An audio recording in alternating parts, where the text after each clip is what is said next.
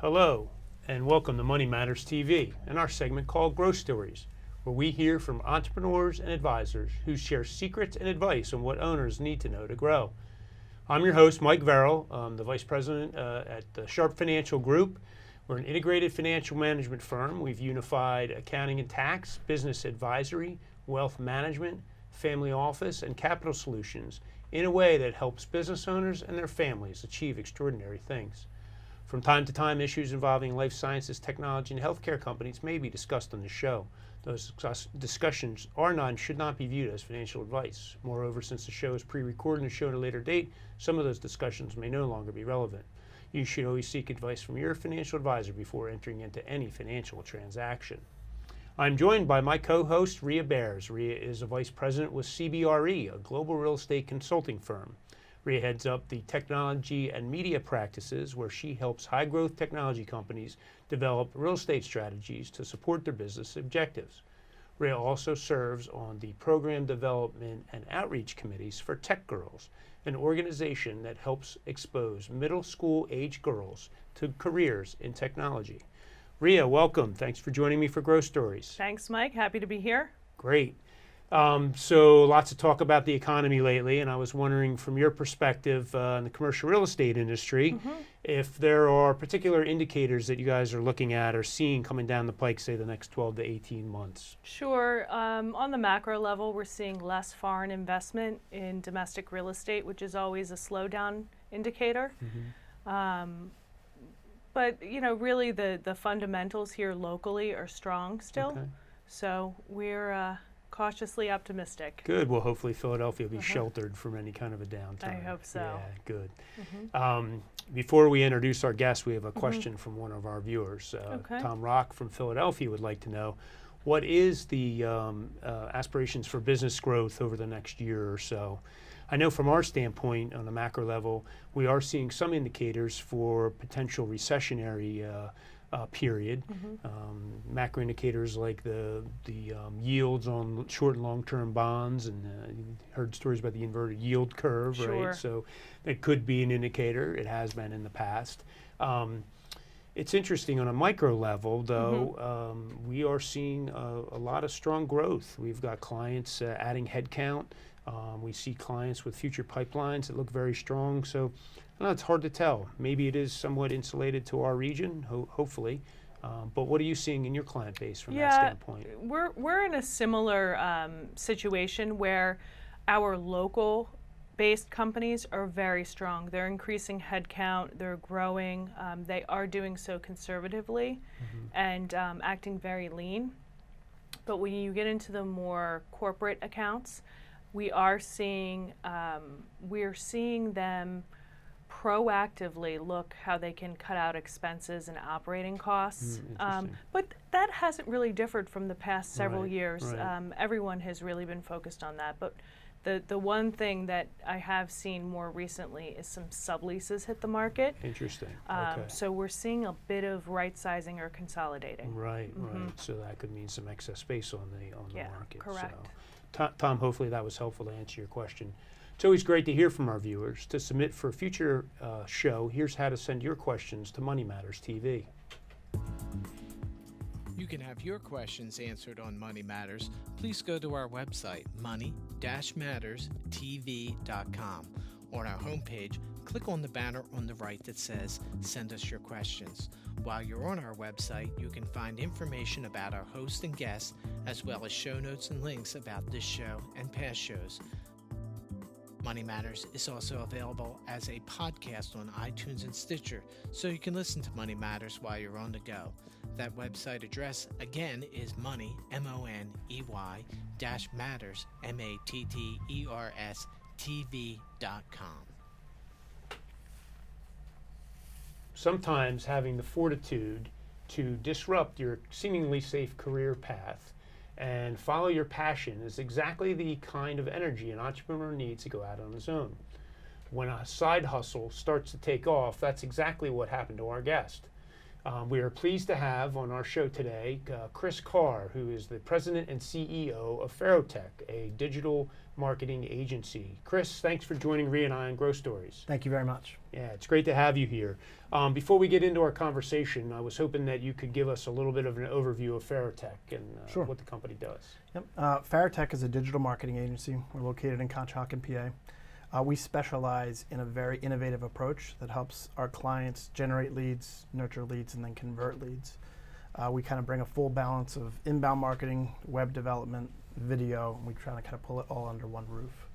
What sort of makes us unique is the idea of there's a lot of companies like us in our sector that are either a creative agency or more like a digital agency that focuses on analytics. We've sort of married everything and put it all under one roof. Okay. And so we kind of do the full spectrum and we're accountable for our results. Right. That's great. That's great. Yeah. So we're really interested in hearing your story, but we love to start at the beginning. So give us a little bit of background of what it was like growing up in the Carr household. Sure. Well, first off, I had very loving parents, and so that was to my benefit for sure. I grew up in Aston, Pennsylvania. Grew up, playing soccer and doing all the things that normal kids did. And went to college and just felt like there was something really tugging at my heart. And from there, I went into became a third world ministry major, and that allowed my life and my passion to sort of go in one direction. And then from there, as things would have it, I also really fell in love with entrepreneurship and business, and that sort of took me in another direction. That's great. Yep. That's great. So tell us a little bit about your parents and kind of lessons learned that you think led you towards ministry and then also the interest. Sure. Well, I think that some of the lessons that I would learn from my parents were very different, but they worked really well as a team, like my parents. But I think some of the things that you would hear from your dad is you can do anything if you work really hard at it. Right. My dad had that belief instilled in me, but on the other hand, he also kind of said you could do it. And what that was sort of at a young age, I remember playing soccer, and I was shorter than the rest of the players I was playing against, but I was actually fairly good for my size and for my age and stuff like that. And so I just had to work harder than everybody else. And so in a very, very weird way, the things that my dad kind of taught me of not that you can do it, but that you could do it if you really worked hard and you really buckled down and you really focused. While soccer sort of, reached its sunset in my life, those habits and those characteristics are the reason why a side hustle, like you said, turned into a real business. Yeah. Because it was if I'm going to make this thing work, I just got to work and work and work. And, almost 19 years later, that's what happened. We hear a lot from entrepreneurs about persistence and that being, part of their formula for success. So it sounds like hard work and persistence your dad instilled in you is what has helped you be successful today. That's great. Yeah. That's great. So you are on a path. You go to, I think it was Randolph-Macon College, right? And then you were. I forget where you had told us, but tell us where you ended up. You were third world ministry in what part of the world? So when I was a senior in college, Hurricane Mitch had just obliterated Latin America, and particularly Honduras. Yeah. And so right out of college, I just felt like I really wanted to make an impact. And so I went down there, and I lived down there for just shy of a year. And we were building houses and doing recovery work, working with the local church to kind of bring the community together. And it was a really powerful time in my life. And it was something that even today I still go on those trips, and it's a part of the ethos of our company. Okay. But, I feel like that time was such a gift. And it makes me view the world in a very different place. Yeah, absolutely. Yeah. Right. Yeah. People that have so little and depend on others to come in and help support them and being able to contribute your time. And it's you see people that have less that find a way to carry a smile, and I come back to the States and I see people that have abundance all over the place, and every day is just so hard, and it's in my mind. Right? Exactly. It makes you know what's real. That's great. That's a good grounding experience that you've had. Really That's is. fantastic.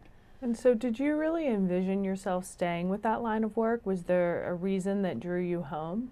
Well, my grandmother got sick when I was over there, and my grandmother got sick, and I got a message from my parents that we thought she would pass fairly quickly, and so I came home. Yeah. And she didn't.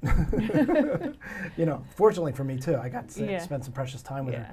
But what that sort of did was allow me to kind of get myself in trouble from an aspect of, you're at home now and you got to pay some bills and you got to live a life and stuff. And it was kind of like, my parents are like, you went to college, so I'm going to need you to start to catch do that. something, right? ROI on that, Exactly. would you please, Chris? Exactly. Yeah. So what did you do? You were home. I was and home. You weren't. There was not another hurricane that you were going to go support. No. What did you decide to do to make money? Well, the first thing I did is I got a job that turned into an inside sales position, selling vaccines for at the time it was called SmithKline Beecham, which is now GlaxoSmithKline, and that was one of those jobs that they give to people that are fresh out of college, because I learned the word no very often.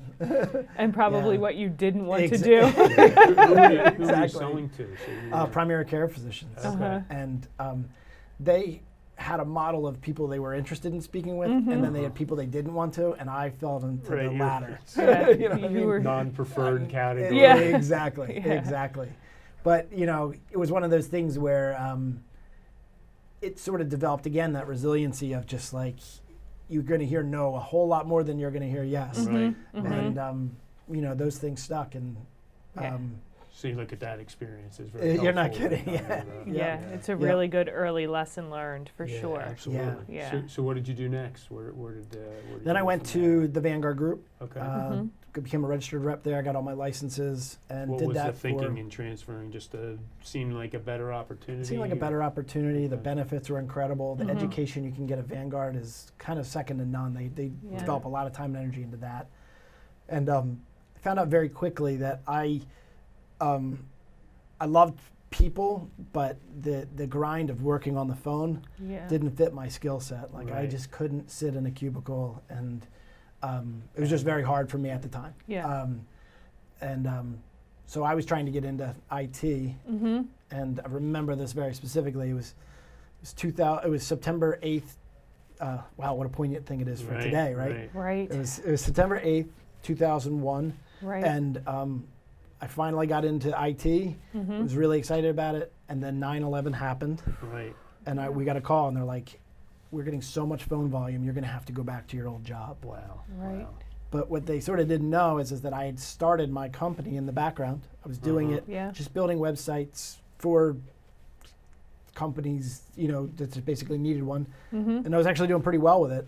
And then when they sort of said, you got to go back to your old job, and I sort of looked at the fact I wasn't married, I didn't have kids, I didn't have these critical responsibilities, I said, you know what, I'm going to make the jump.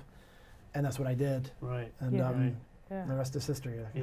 Well, you had an influence from that marketing standpoint too, right? Your sister, I think, was a little bit influential in that. Talk about that. Like, what did your sister do? How did that influence you to kind of explore your creative side? Yeah, well, my sister is a tremendous communicator. And so, she's 3 years older than me, and I saw her get her, she worked at Deloitte & Touche, then she worked at she works at SAP, and I watched her take, basically take her career down a path that I thought was really remarkable. And I just remember being like, even though I have no degree in this, I sort of love what you're doing. But if you were to put me and my sister next to each other, she's a great writer and a great communicator, and I was always sort of the art guy. So I could make a visual and I could tell a story, but she could bring it to life with words. And so it was very impactful for me to be able to see somebody sort of sitting in that chair and doing that. But we weren't exactly the same, but it did plant that dream in my head that maybe I could do this too. Yeah. So was your sister involved in those early days of the company? Well, my sister was working full time at SAP, and I remember building my first website. And she wrote all the copy for the website. So you were giving her homework at night. Which was good and bad from the aspect of the way I describe it is I'm like, to my project managers, like, I'm the worst client you'll ever have. You know what I mean? And the only one that'll tolerate writing content for me is someone that loves me. Right. That's great. You know what I mean? So, that's really good. So you go out on your own. You've got this side hustle that all of a sudden is going to be your primary source of income. Talk about that a little bit. Nervous, like. relying on past experiences? What Yeah. got you through that early time in the company? You know, and it was also the recession. I mean, it was I bad. Sure. remember Yeah. 2000, Yeah. The 2001 very great well. timing to refocus into IT from Yeah. the economic standpoint. Yeah. Really could not have been much worse, Yeah. unless you told me Yeah. 2008, Yeah, right? I know you're not kidding. Yeah, yeah. So what's funny about that though is that I guess it was naivete or whatever it is, right? So I didn't know any better and stuff like that. But I remember the days of thinking, like, if I could just make $3,000 a month, that's enough money for me and my assistant to live a great lifestyle. Right? You know what I mean? Oh, the simpler times, right? Yeah, Right. exactly. It's like, Fantastic. fortunately, I'll be able to pay my $300 rent. Yeah. Right. That's Yeah. great. My dial-up internet connection. Yeah, that's right. That's right. Yep. And the joke that I had was, I used to be able to tell people, I was like, you know what? I doubled my income every year for the first 3 years. And I'm like, Right. that's amazing. And I'm like, no, that's how little income I had in year 1 through 3. It's all relative. It right? is. A little Yeah. levity Yeah. gets you through. That's Yeah, funny. by year 3, ramen noodles was not a staple of my diet. Yeah. So how Right. were you getting clients in those early days? Well, you know what's funny is that I'm getting clients the same way then as I do now. If I go and I develop a really great product, if I develop a really great product and we launch that product, 9 times out of 10, when other people see it, and specifically if it's in web development, my name's on the bottom, I get a call that says, hey, you know what, you did this for company A, could you do this for us? And so we believe that if you do really great work, that is your marketing, that is your advertising. Right. And so that's always worked for us, and you know, going on 20 years, that's still one of the things that we do. Yeah. So it's kind of funny, your word of mouth, right? And your reputation and merit-based, but your business is SEO. I know. Yeah. So that is definitely a part of the business that we do. Yeah. You know what I mean? Is helping our businesses and even ourselves be found on the first page of Google, Yahoo, and Bing is a critical part of the inbound marketing strategy that we promote. But you know, it's one of those things where I believe that when you prospect, there's a whole cycle of leads that come in. There's the ones that come in naturally through SEO that you have to build trust on, and then there's other ones that the barrier to trust is a whole lot smaller because they sort of knew, hey, if those guys could trust you, maybe I can trust you too. Right. Yeah. Right. Yeah. You know what I mean? How did you make that shift from just building websites to then getting into SEO and doing Sure. some other things Sure. like the inbound marketing campaigns for clients? Well, when I started doing web development, one of my best friends started a very successful, his company's very successful now, an SEO company. Oh, okay. But I remember just complaining to him and just being like, you know what, after I build this website, I got to go hunt another one. I got to hunt another one. He's like, that's funny because I signed a contract and I know what my next check's going to look like and my next check's going to look like and my next check's going to look like. Recurring revenue. And I learned the power of recurring revenue. Yeah. And when that happened, like our company was always growing, but it skyrocketed once I started to develop a recurring revenue model Okay. into our process. So it was a natural evolution of what you were already doing. Clients were probably looking for because now you're at this great site. Now, how do people actually find it? Right? That was the exact thing I heard. It was like you build a great website, but nobody can find it. Now that was only probably chapter 2 of our stories. Is that after we could say I built a great website and you could find it. Chapter 3 was it's not converting. We thought the phone would ring, so we got into conversion science and understanding how all of that works and all of it works together. Right. And so what it allowed me to do, though, what was very interesting, is I started out creative and then got very analytical. Right. But rather than picking a path, they both just kept working together. Got it. And now I get clients that are like, well, usually I got to hand this piece to this company and this piece to this company. And I was like, through the grace of God or something, I have everything all in one place. Right. Right. And so the speed and we're able to be nimble, and the speed and the consistency of message, yeah. it all just worked in our favor. Yeah. It's like if you stay alive long enough. Right. Stay along that It'll path. work. Yeah, You wake up exactly. in 10 years and you're an overnight success. That's right. Exactly. That is right. Do you think that the times you spent on the phone at GlaxoSmithKline at the time and then Vanguard, did that encourage you to say, hey, SEO is a much better way? Yeah, did it feed your passion for SEO and conversion science? I definitely feel like when those moments are, you know, where you're just like, where you're in this thing where you're trying to grow your business again. And fortunately, 80% of our business, we've built a funnel so good that like basically I just deal with the leads that come my way. But sometimes the clients you have aren't exactly the ones that you want to scale and grow your business on. Right. So like one of the things that we're trying to do is we work with a lot of the largest orthopedics companies in the world, which is wonderful. We work with the Rothman Institute of Merge Ortho. We're working with a company that's in connection with HSS. It's been wonderful for us. But other leads will come in and we have a department that's dealing with those. But I'm personally trying to brand myself as the largest orthopedics marketing company in the nation. And so what I'm doing is I'm knocking on doors again. Right. And I'm like, I'm not here. Roads I'm lead like, back. all right, Yeah. exactly. Back to the old I know. days. Getting Yeah. a little, couple I know. twitches or something, right? I know, and I got Well, so listen, spoiled. I'm yeah. like, I promise we're good. Right. How- People how are did you people. go, Yeah. How did you decide to exploit a niche like that? Is that something that just kind of happened naturally, or were you very intentional about it? Well, we talk about, to our clients, we talk about the concept of riches and niches. Because if you stay in one category, you eventually become a subject matter expert for that category, and therefore your research patterns are a whole lot less, and so you can do more deliverables because you're very good at one particular sector. Absolutely. We worked with a physical therapy company that in one way, shape, or form sort of got gobbled up by the largest orthopedics practice in the Philadelphia area. Gotcha. And we got our opportunity to work with them. We worked for them for just shy of a decade. Wow. And that exposed us to the speed from which they worked. It paid for so many lessons for every one of my other clients, which was very exciting at the time. Yeah. And so that that's was our great. big jump. And then we sort of stuck there. So I have almost 30 writers on our team, Oh, wow. Okay. and almost half of them Wow. write for orthopedics. Okay. And So so very that's like my second specialized. language. Yeah. Yeah. So you get a little bit established. You're cruising along. You're growing. Yep. Did you ever hit any roadblocks that made you rethink what you were doing? This Yeah. morning or Yeah, anytime. We'll take any of them. It's great for the Yeah, for budding entrepreneurs to Sure, understand. sure. Yeah. I think one of the challenges that we have is when you wake up one day and you get an opportunity that you just can't pass up.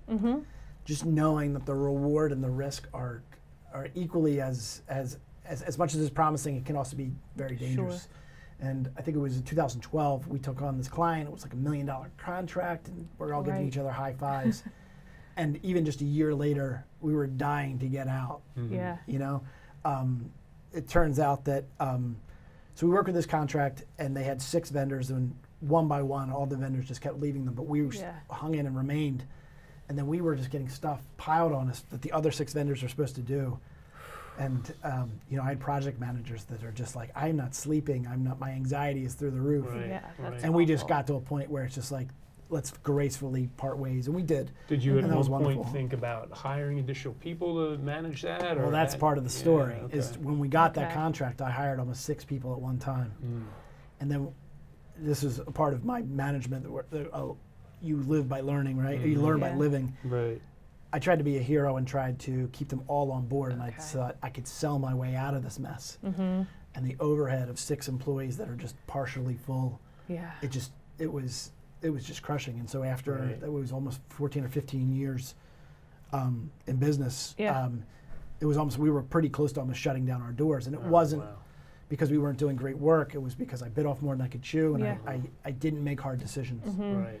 And I wanted to work with people I really loved working with, Yeah. and I could look around and it was like, every single person here has been hand selected, and I love every single one of them, and so I Right. can't even think of a world with them not here. Right. And then that day happened, Right. Yeah. So I'm in debt. The people had to be let go anyway, Yeah. and it was like the perfect storm. Right. But what it did was, it's been almost 4 years now.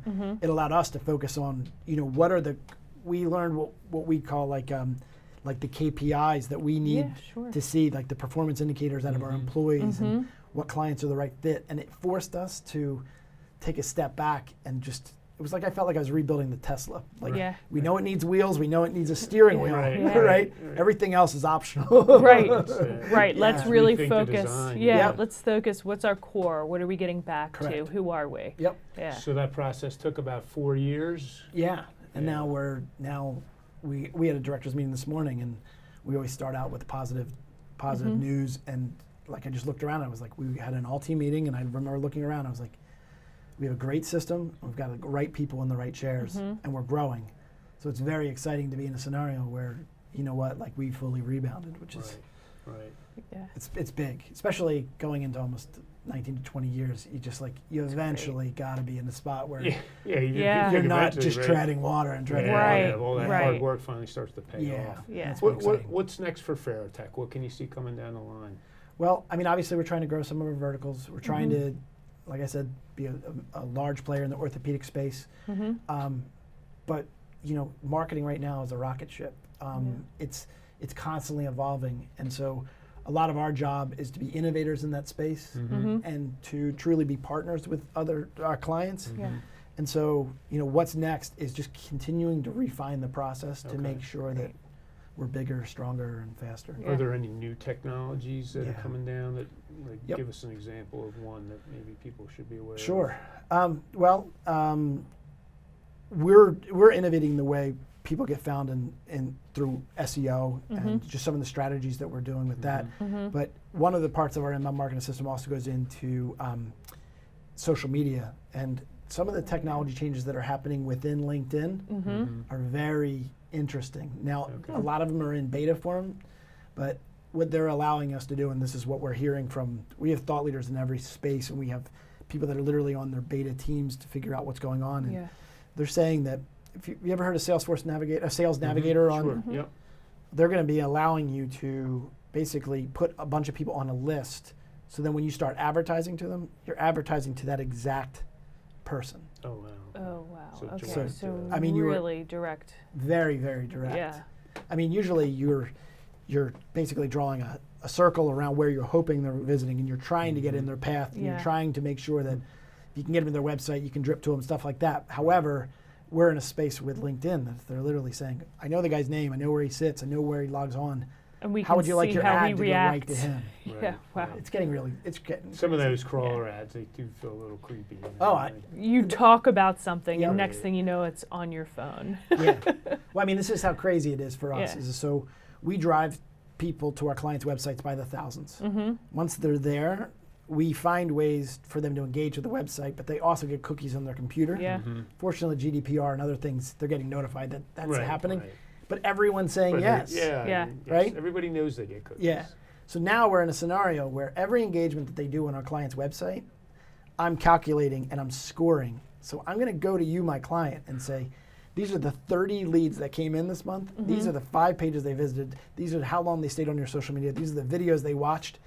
And because they left early, I'm dripping these things to him, and his score is an 80 out of 100. Wow. I recommend you call him on a Thursday because Friday doesn't seem like he engages. Right.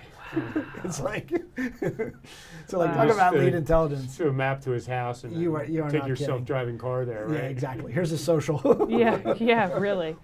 This has been great, Kris. We're getting ready to wrap up. I would like to see if we always ask our guests for a book suggestion, something you've read recently that you think the audience might enjoy. Do you have anything in particular?